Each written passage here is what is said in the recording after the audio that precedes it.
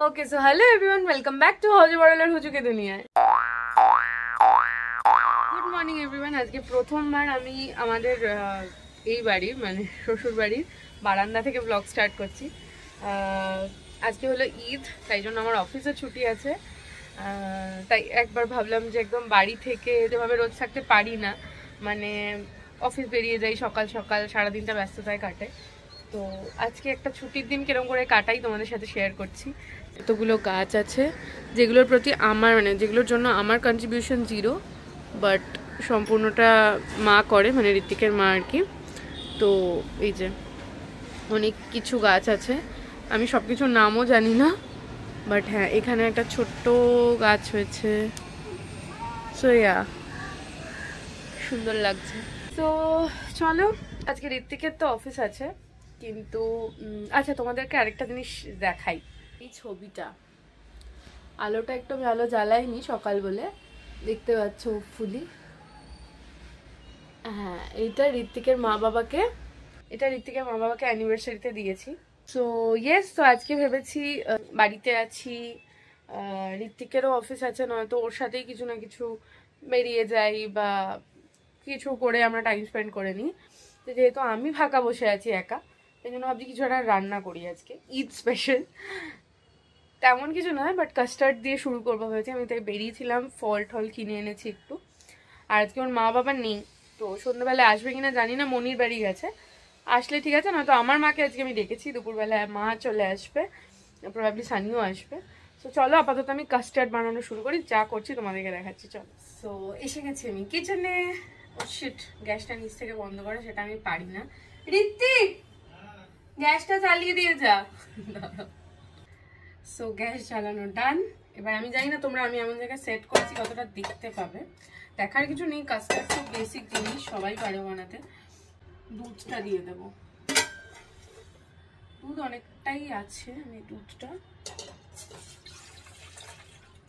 So এখানে আমি দুধ বসিয়ে দিচ্ছি। আর আমার নতুন ক্যামেরাটা এত ভালো লাগছে না, আমি কম ক্যামেরার দিকে তাকাই, বেশি নিজের দিকে তাকাই। আজকে আমি ভেবেছি কিছু কিছু মানে ঈদ স্পেশাল জিনিসপত্র বানাবো। কাস্টার্ডটা তো ঠিক আছে, একটা ডেজার্ট হয়ে গেল। আর মোহব্বত কি শরবত বানাবো ভেবেছি। তার কারণটা হোপফুলি তোমরা ব্লগে দেখতে পেয়েছো, এক দুদিন আগেই আমি দিয়েছি,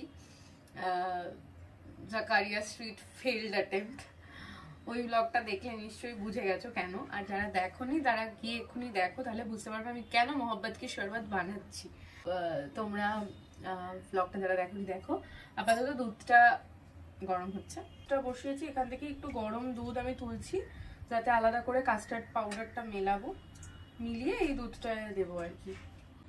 এই যেখানে ঢালছি যখন দেখতে পাবে কালারটা একদম ডার্ক ইয়েলো টাইপের হয়েছে। এইটা খুব ইম্পর্টেন্ট স্টেপ, মানে কাস্টার্ডটা দিয়ে, মানে কাস্টার্ড পাউডারটা দিয়ে যাতে কোনো লাম্প না থাকে, সেটা যাতে ঠিক থাকে। আর আমি একটা স্পুন দিয়ে নাড়াচ্ছি, বাট আমার মনে হয় আই উইল রিকোয়ার আনাদার, মানে একটা হাতা লাগবে ভালো করে নাড়ানোর জন্য। সো কাস্টার্ড পাউডারটা দেওয়ার পর মেন কাজ হলো যাতে এটা চালানোটা না বন্ধ হয়। আর আমার মনে হচ্ছে এটাতে আরেকটু কাস্টার্ড লাগবে, কারণ দুধের কোয়ান্টিটি আমি অনেকটাই নিয়েছি, লাগলে আমি সেটা অ্যাড করবো। ব্যাপারটা একটু ঠিক হয়ে যাক, তারপর তোমাদের দেখাচ্ছি। সো এবার আমি এতে চিনি দিয়ে দিচ্ছি। সো আমি মোটামুটি 5 চামচ মতো চিনি দিয়েছি, তারপর টেস্ট করলে আরও লাগলে আরও আমি দেবো। খুব ভালো হয় যেটা একটু গুঁড়ো করে চিনিটা দেওয়া গেলে। সো আমি গুঁড়ো করে দিইনি, তাই জন্য আমাকে এখন অনেকক্ষণ নাড়িয়ে ব্যাপারটাকে বলাতে হবে। সো আমি তোমাদের একবার ক্লোজলি আমার কাস্টার্ডটার কনসিস্টেন্সি দেখিয়ে দেবো, যাতে তোমরাও বোঝো যে হোয়াট ইজ দ্য কারেক্ট মানে কনসিস্টেন্সি, যেটাতে তোমরা বুঝবে যে তোমাদের কাস্টার্ডটা একদম ঠিকভাবেই হয়েছে। আসলে ভাবছি যে এই মার্চ মাসেই কি গরম, আমি কত ঘেমে গেছি।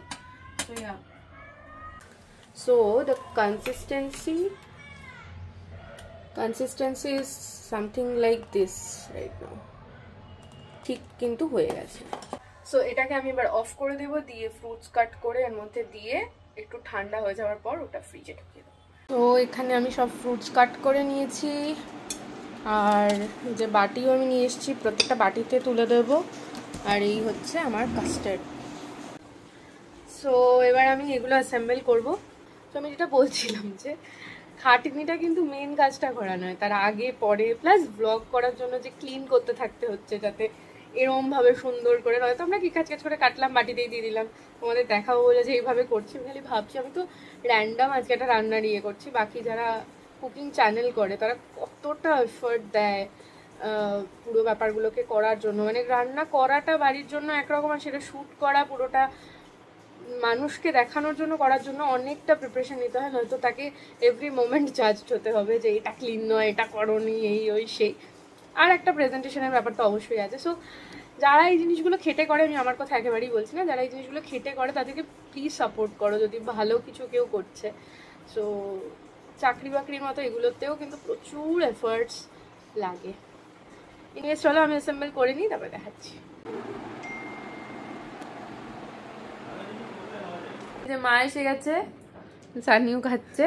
আমাদের আজকে মেনু হচ্ছে ভাত, একটু পোলাও আছে, পনির না চিকেন, আলু ভাজা, পেঁয়াজ পোস্ত মা নিয়ে এসছে, এটা হলো টক ডাল, আর আছে এখানে চাটনি। এখানে ঋত্বিক অফিস করছে। তো এখন আমরা লাঞ্চ করে নিই, তারপর দেখা হচ্ছে। সো আমি আবার চলে এসেছি কিচেনে ঈদ স্পেশাল আরেকটা রান্না করতে, সেটা হলো রান্না নয় শরবত বানাতে, মহব্বত কি শরবত। চলো চলো দেখাচ্ছি। ওখানে আয়ুষ্মিতা এসে দেখাচ্ছি, ও অলরেডি আমার তরমুজ কাটতে হেল্প করছে। চলো। সো আগেই বলি, এই মহব্বত কি শরবত কিন্তু তাদেরই ভালো লাগবে যারা এই দুধ, রুয়াবজা বা রোজ সিরাপ এই ফ্লেভারটা পছন্দ করো। আমরা সবাই খুব ভালোবাসি, তাই আমাদের ভালো লেগেছে। তো দুধ, রুয়াবজা দিয়ে বরফ দিয়ে পুরো আমি একটা শরবত বানিয়ে নিয়েছি। বেশি করে রুয়াবজা দেবে, কারণ আমি আলাদা করে চিনি কমই অ্যাড করেছি যাতে মিষ্টিটা বেশিরভাগটাই দুধ আর রুয়াবজায় হয়ে যায়। তারপরে যে ছোট করে তরমুজ কাটা ছিল, তরমুজগুলোকে এর মধ্যে অ্যাড করে দিয়েছি। খুব ছোট ছোট স্লাইস করেছি যাতে মুখে বেশি না পড়ে। আর চিয়া সিডস ভিজিয়ে রেখেছিলাম জলে, সেইটা অ্যাড করেছি। অ্যান্ড এইটাই মেনলি মহব্বত কি শরবত। আর আমি গ্লাসে নেওয়ার সময়ও তলায় একটু রুয়াবজা দিয়ে নিয়েছিলাম যাতে গ্লাসটা দেখতেও সুন্দর লাগে, প্লাস মানে মিষ্টিটাও আরেকটু হয়ে যায়, কারণ আমি খেয়ে দেখেছি মিষ্টিটা একটু কমের দিকেই ছিল। তো এটাই সেটা ব্যালেন্স হয়ে যাবে। এই যে আমি এখানে কাজ করছি আর ওখানে সানির কাণ্ড দেখো পেছন থেকে, কিছু করছে, এক্সপ্রেশন দিচ্ছে। অ্যান্ড তারপরে গ্লাসে পোর করে এর মধ্যে একটু ভ্যানিলা আইসক্রিম আমি দিয়ে দিয়েছিলাম প্রত্যেকটা গ্লাসে। এইভাবেই তৈরি হয়ে গেছে আমার মহব্বত কি শরবত। খাও। হেভি লাগছে ব্যাপক।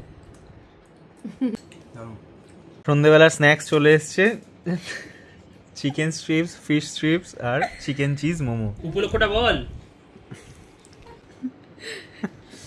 অ্যান্ড তারপর সবাই মিলে বসে বিয়ের ছবিগুলো দেখছিলাম আমাদের। তারপর বাকিরাও কাস্টার্ড খেয়েছে, সবার বেশ ভালো লেগেছে। আর তারপর সবাই মিলে আমরা জমিয়ে আড্ডা মেরেছি।